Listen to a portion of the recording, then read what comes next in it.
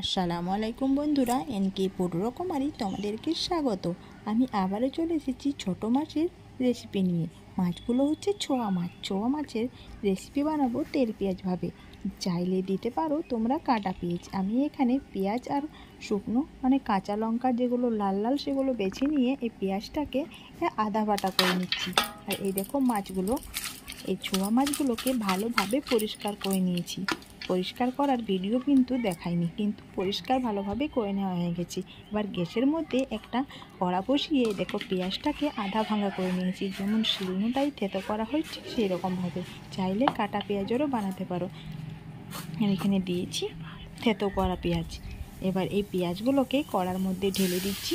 কড়ার মধ্যে ঢেলে দিয়ে এই যে মিক্সি জারটাতে এখনও পেঁয়াজ বাটা লেগে আছে, তাই কিছু পানি দিয়ে এটার মধ্যে ঢেলে দিয়ে এটাকে ভালো করে কষিয়ে নেব।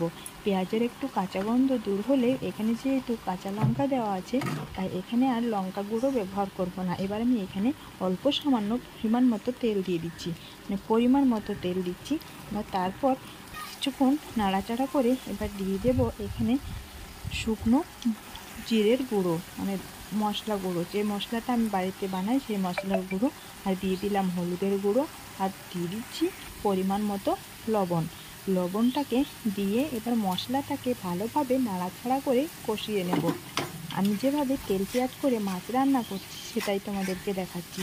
ছোয়া মাছ এরকমভাবে তোমরা চাইলে রান্না করতে পারো, খেতে খুবই ভালো লাগবে। তাতে এতে তোমরা দিতে পারো টমেটো, তেঁতুলের টক বা আম, সব কিছু দিলে খেতে ভালো লাগবে। আমি আজকে কিছুই দিচ্ছি না, তেল পেঁয়াজ মানে শুধুই তেল পেঁয়াজ।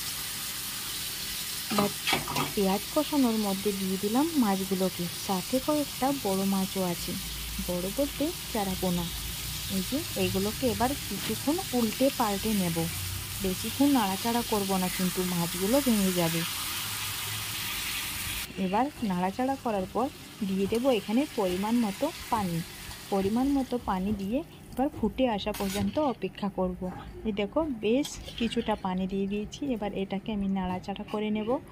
নাড়াচাড়া করে ফুটে আসা পর্যন্ত অপেক্ষা করব। দেখো কত সুন্দর বদবদ করে ফুটতে শুরু করেছে। এবার এখানে কিন্তু লবণ ঝাল সব কিছুর টেস্টটা একটু টেস্ট করে নিতে হবে। একটু যদি ঠিক থাকে তাহলে শেষ পর্যায়ে দিয়ে দিতে হবে অল্প সামান্য চিনি, কালারটা আর টেস্টটা ভালো হওয়ার জন্য বা সুন্দর আসার জন্য।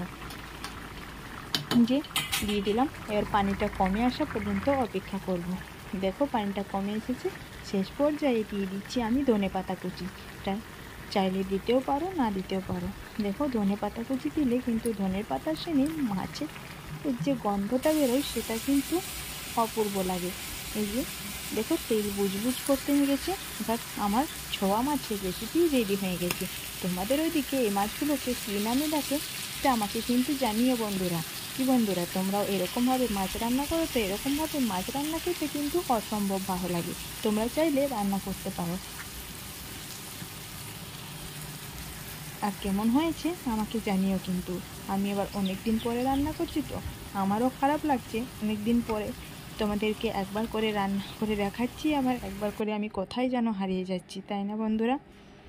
চেষ্টা করব তোমাদেরকে প্রতিদিন ভিডিও দেওয়ার। টাটা বন্ধুরা।